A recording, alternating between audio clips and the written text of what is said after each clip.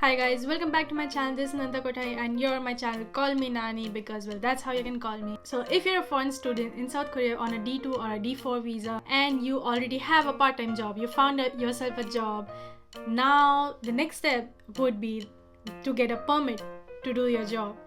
I would highly recommend to do your job with a work permit. I'm a very law-abiding citizen. I'm telling this because I know a lot of people who do part-time jobs and don't get a permit. That's a risky business. If you are a risk taker, you want to live your life on the edge, do that. I'm not stopping you, but I would recommend that you get a permit and I'll show you how to get a permit.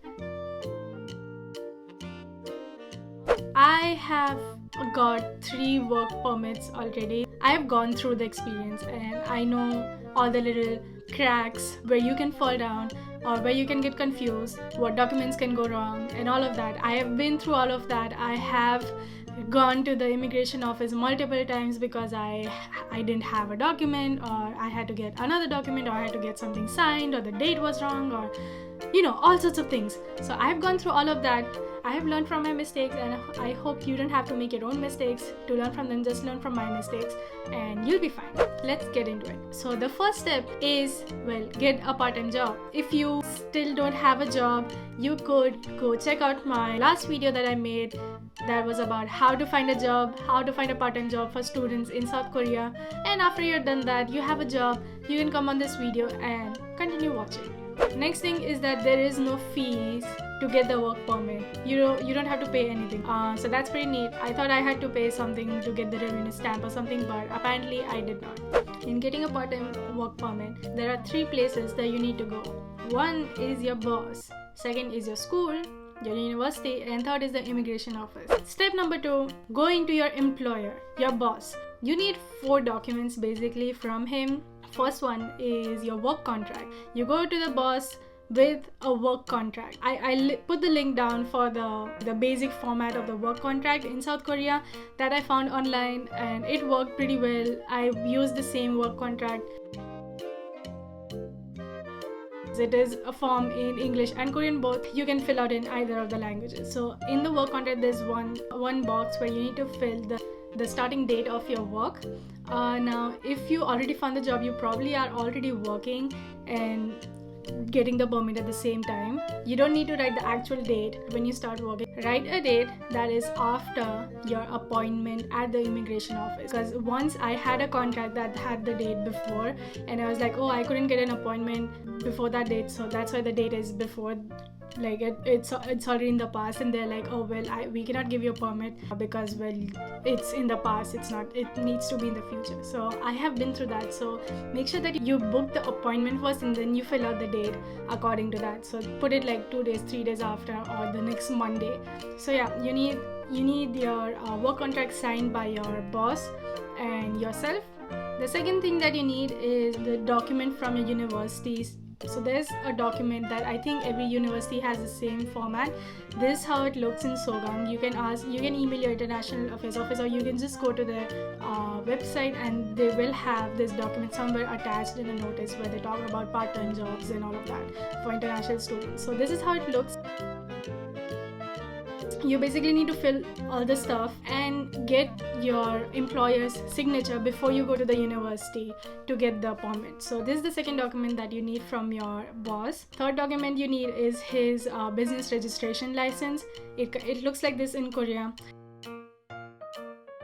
You just ask your employer and he'll give it to you. You just need a photocopy. And the fourth and the last document that you need from your employer is a copy of your boss's identity card. So basically a copy of the national ID card or their driving license. Actually the government doesn't really specify anywhere, not even the universities, they don't really specify anywhere that you need your employer's identity card. But I once went to the immigration office for work and they're like, oh, where's the ID card of your employer? I was like, no one told me that I needed one. And they're like, but you need one. I had to go back to the immigration office later. So I am saving you from that extra trip.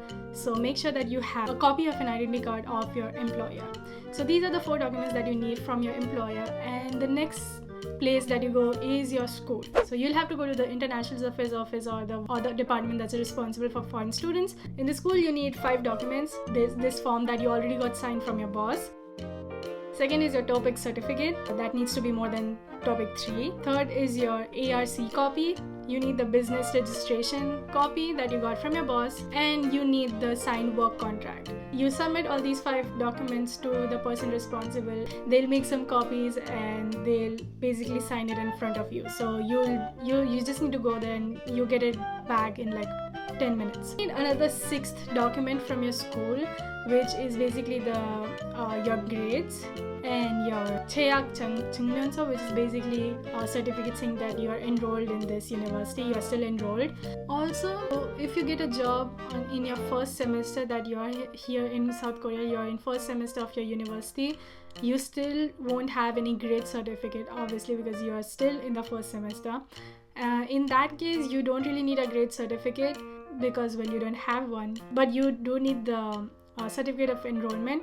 So when you go to the immigration office, you tell them that this is your first semester here, and that's why you don't have the grade certificate. That's what I did when I went there for the first time, because I didn't have the certificate. And you're ready to go to the immigration office. To get a part-time job permit, you need to book an appointment on the High Korea government website.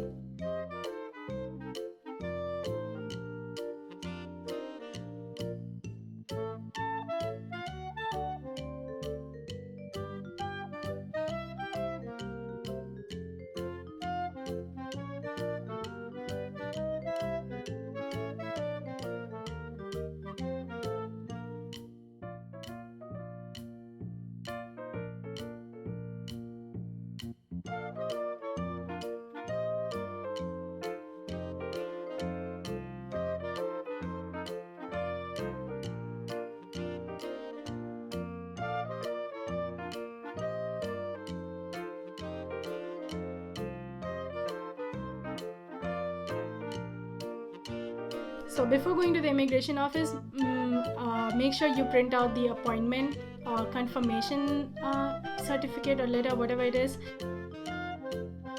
So now you're at the immigration office and you need to have all these documents in your hand before you go to the immigration officer, just so that you can like make a checklist of all the documents. Number 1, your work contract signed by you and your employer. Second is the permit that you get from the school. Third is the copy of your ARC. Fourth, business registration license of your employer. Fifth, your identity card of your employer. Sixth, you need your topic certificate. Seventh, you need your grade certificate from your school. Eighth, you need your certificate of enrollment. Ninth, you need to print out the appointment letter. 10th, you need the form filled out at the immigration office. And 11th, the most important thing, you need your passport, because they give you the permit on your passport. It looks like this.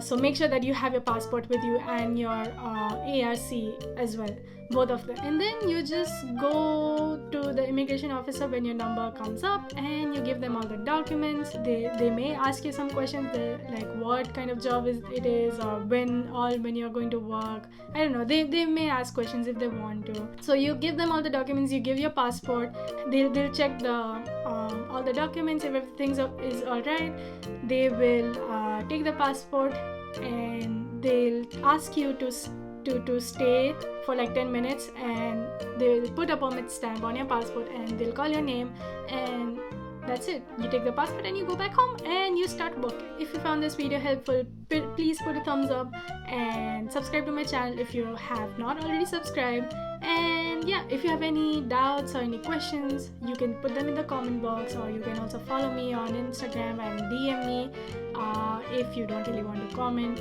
And yeah, that is it for today, and I'll see you next time. Bye.